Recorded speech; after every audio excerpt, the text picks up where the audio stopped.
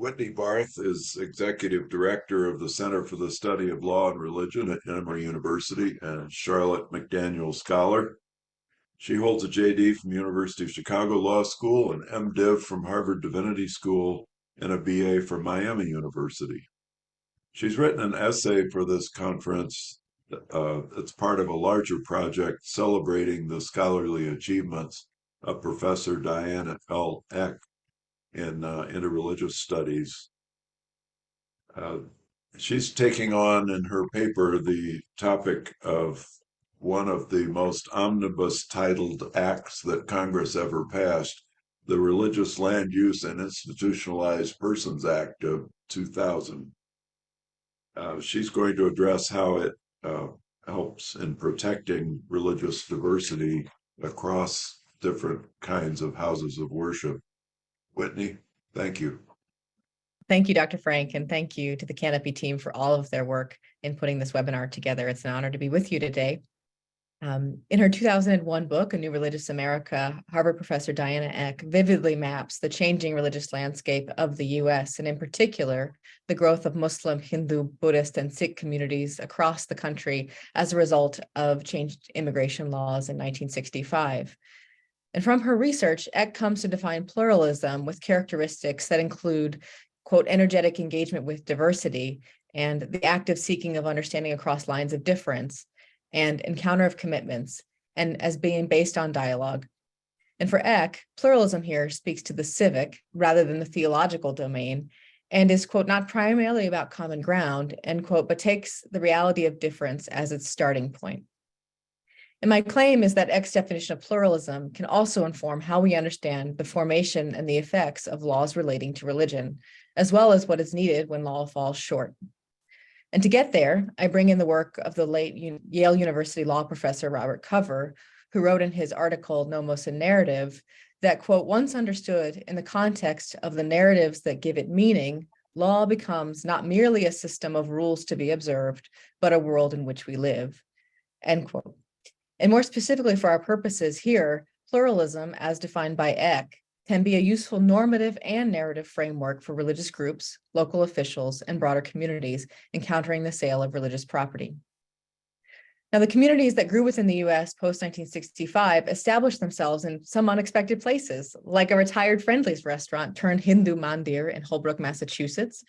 Others, like the Sikh community in Niskayuna, New York, have purchased property from different religious communities, often a church. Now, sometimes when religious property changes hands between communities, animus towards the community purchasing property flares up locally, if not nationally. For example, and these are not new controversies. For example, in 2000, controversy erupted in Palos Heights, Illinois, when word spread that a local Muslim community intended to purchase a church building that had been on the market for over 2 years that had belonged to a Christian community in town. Amid anti-Muslim public statements, a proposal was made to offer the Muslim community $200,000 to walk away from the deal, a proposal eventually vetoed by the mayor.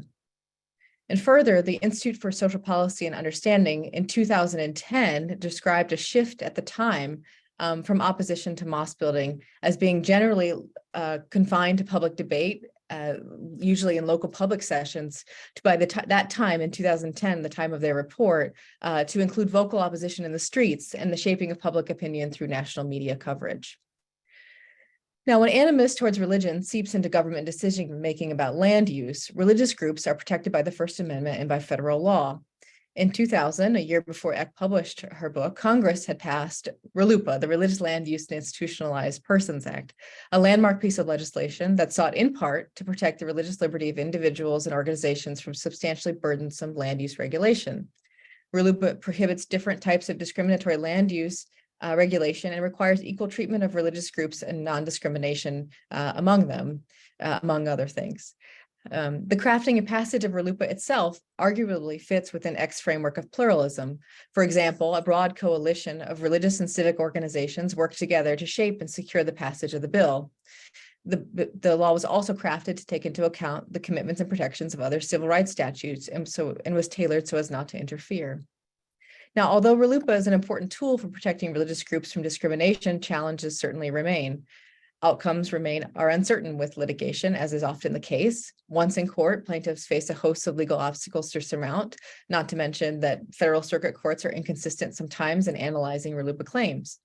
There are also financial concerns, some that often prompt settlements and leave communities worshiping in unfinished spaces because there's no money left for renovations. In short, while the passage of RLUIPA held and continues to hold great promise, it should be seen as one tool in the toolbox of civic life. So in conclusion, as religious communities grapple with the future of physical spaces and potential buyers may be new neighbors or long-established but previously less visible groups, local officials and community members might turn to X framework of pluralism as instructive for building and maintaining partnerships around physical space that might otherwise be considered largely within the private sphere of a particular religious community. Thank you so much.